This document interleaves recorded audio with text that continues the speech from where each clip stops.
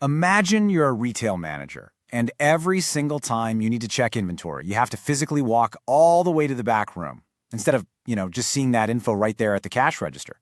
That constant walking back and forth, it breaks your focus and wastes so much valuable time. Well, that exact same friction happens in sales. When professionals have to constantly switch contexts, jumping between their CRM and their analytics tools, they lose their flow. In today's Explainer, we're going to learn how to completely eliminate that backroom walk. We'll do this by surfacing contextual insights directly where the work is actually happening using Power BI. And by removing this friction, we allow AI tools like Copilot in sales to actually guide the seller to a real revenue outcome rather than just saving them a few clicks. Here's our AB-210 exam syllabus for today. We'll quickly cover the context switching problem, compare in-form versus dashboard embedding, dive into row context filtering, look at some real-world use cases across different apps, and wrap up with configuration and licensing. Okay, let's dive into Section 1, the context switching problem. Breaking focus costs time. Think about a fintech sales pro's typical day. Did you know that context switching can literally eat up to 20% of a seller's productive time? 20%! If they open an account record in Dynamics 365 Sales, but then have to open a completely separate Power BI tab, navigate to the right workspace, find the specific report, and then manually filter it just to match that customer, well, they lose their train of thought. It's just a huge waste of time. Embedding Power BI reports directly into Dynamics 365 forms and dashboards fixes this instantly. The relevant data just appears, right where the work is already happening. It takes raw sales data, turns it into AI-ready insights, and keeps the seller completely focused on guided actions that actually drive revenue. Moving right along to Section 2, In-Form versus Dashboard Embedding. Two approaches for different needs. So, to make this stick for the exam, think of it this way. In-form embedding is kind of like viewing a single specific customer's grocery receipt, while dashboard embedding is like looking at the entire store's daily sales report.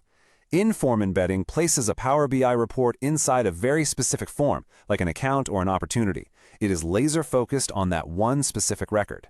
Dashboard embedding, on the other hand, places a Power BI tile onto a Dynamics 365 dashboard, which is designed for broad, aggregate views, stuff relevant to an entire team or role. But here is absolutely crucial for your AB-210 exam. For both of these approaches, Power BI hosts the report and renders it, while Dynamics 365 just displays it. Dynamics 365 is just the window, but Power BI owns the house. Section 3, Row Context Filtering Logic, How the Data Connects. In plain English, row context filtering just means the system does the heavy lifting for you. It's highly testable, so remember this. It is the defining capability of an in-form embed. When a customer service rep opens a specific case, the embedded report instantly, automatically shows data only for that specific case. And if they close it and click on a different customer, the report automatically refreshes and filters to the new record. There is literally no manual filtering required by the user. It's totally seamless. So what's happening under the hood? Well, a specific data flow makes this magic happen. When you set up an in-form embed, you specify a filter parameter. The second the Dynamics 365 form loads, it takes the current record's identifier, usually the row's unique GUID, or globally unique identifier, and it passes it directly over to the Power BI report as a URL filter argument. Over in Power BI, you've already configured a filter field that maps to that exact identifier in your data model. The result? The report renders flawlessly, filtered to show just the data associated with the open record. This is an absolute game changer when your embedded report draws on external ERP or financial data that isn't normally visible inside Dynamics 365. All right, let's look at Section 4, Use Cases Across Apps, Real-World Applications.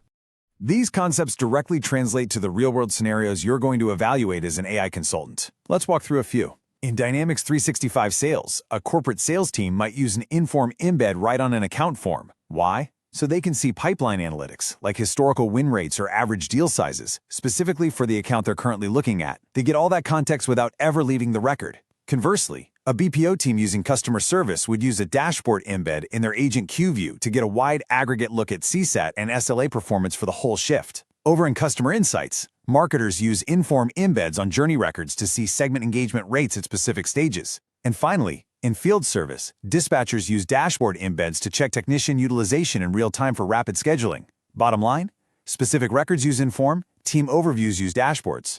And finally, Section 5, Configuration and Licensing Rules, Essential Rules for Setup. Pay super close attention here because these configuration rules are massive gotchas in the real world. and for sure on the AB-20 exam. First up, where do you actually build this? Inform embedding is configured right in the Form Designer inside Power Apps, just by adding a Power BI component to the layout. Next is licensing. The report loads using the credentials of the signed-in Dynamics 365 user. So logically, that user absolutely needs a Power BI license. Plus, they need separate workspace access.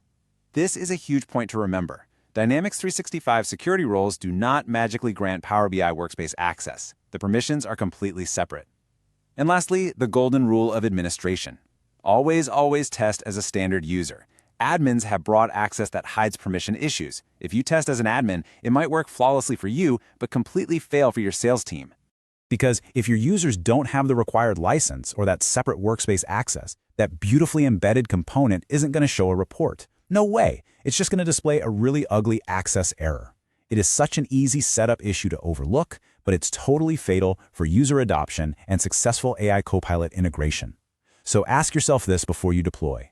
Have you truly verified the permissions from the exact perspective of a standard user?